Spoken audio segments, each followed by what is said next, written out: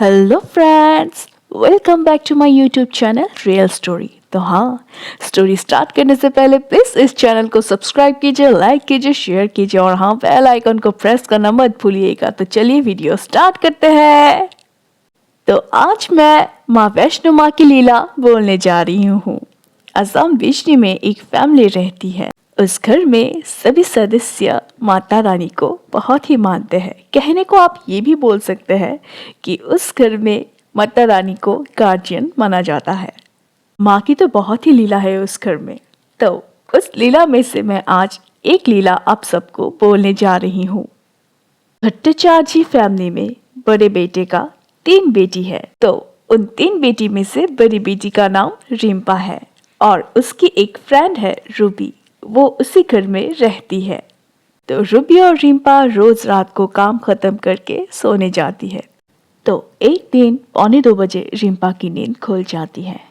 तो रिम्पा सुनती है एक पैर की पायल की साउंड सभी घरों में गूंज रही है। तो रिम्पा ने रूबी को जगाया और रूबी से पूछा, तुझे साउंड सुनाई दिया? तब रूबी ने बोला, नहीं नहीं, कुछ भी साउंड नहीं है, सो जा, बहुत रात हो चुकी है। तो वो लोग उस दिन सो जाते हैं रात को। फिर सुबह उठकर फिर से वही काम खत्म करके रात को खाना खाकर दोनों सोने चले गए। फिर आधी रात को उसी टाइम में एक ही पायल की साउंड रिम्पा को फिर से सुनाई दी। तब उसने रूबी को जगाया और उसको भी पायल की साउंड सुनाया और वो साउंड एकदम रूबी और रिम्पा की सर के सामने ही गूंज रही थी। तब दोनों डरकर प्रणाम करने लगी और रिम्पा ने डर की मारे लाइट्स ऑन कर दी। उसके बाद रूबी ने रिम्पा से बोला, एक ही पायल की साउंड क्यों गूंज रही है? दोनों पायल की साउंड तो नहीं मिला।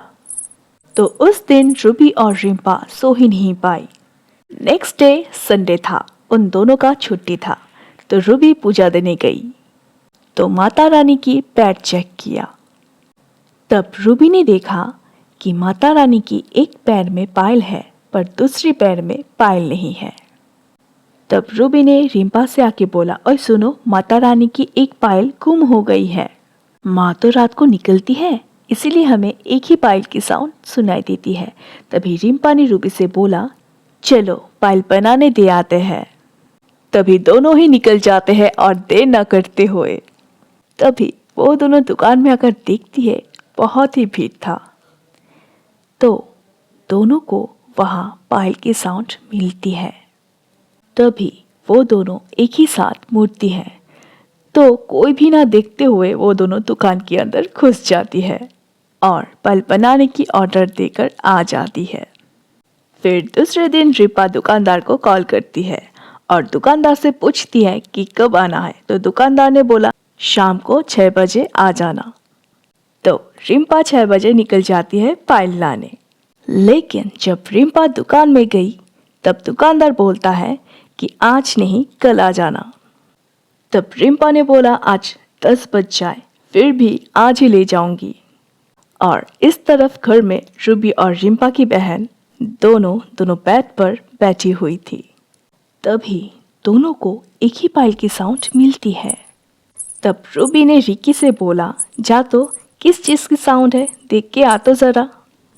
तब रिकी देखने भी गई और तभी बिजली चली गई और तब रिकी को बहुत ही डर लगा और डर के मारे वो मम्मी के पास दौड़ के भाग के चली गई। और इधर रूबी रिकी को बुला रही थी पर रिकी का कोई जवाब न मिलने पर रूबी खुद उठकर देखने गई। तभी रूबी को मंदिर के सामने सुनाई दी इतनी ज्यादा पायल की साउंड गूंज रही हो जैसे कि मानो माँ किसी की वेट कर रही है, रिम्पा कब आएगी।